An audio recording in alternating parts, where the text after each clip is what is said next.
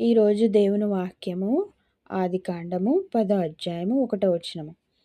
ఇది నోవాహు కుమారుడగు షేము, హాము, ఏపెత్ అను వారి వంశావళి.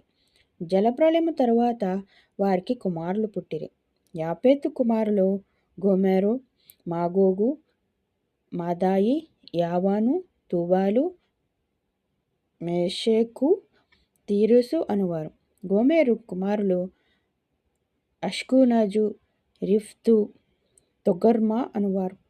యావాను కుమారులు ఎలీషా, తర్షీషు, కిత్తీయు, దాదోనియు అనువారు. వీరి నుండి సముద్ర తీరము నుండిన జనములు వ్యాపించెను.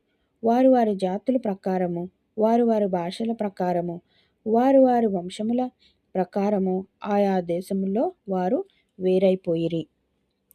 హాము కుమారులు కూషు, మిశ్రాయి, పూతు, కానాను అనువారు. కూషు కుమారులు సేబా, హవీలా, సబ్తా, రాయామ, సప్తక అనువారు. రాయామ కుమారులు సేబా, దాదాను అనువారు. కూషు నిమ్రోదును కనెను. అతడు భూమి మీద పరాక్రమశాలి ఉండుటకు ఆరంభించాడు.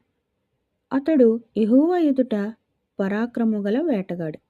కాబట్టి యెహోవా ఎదుట పరాక్రమము గల వేటగాడైన నిమ్రోదు వలె అను లోకోక్తి కలదు.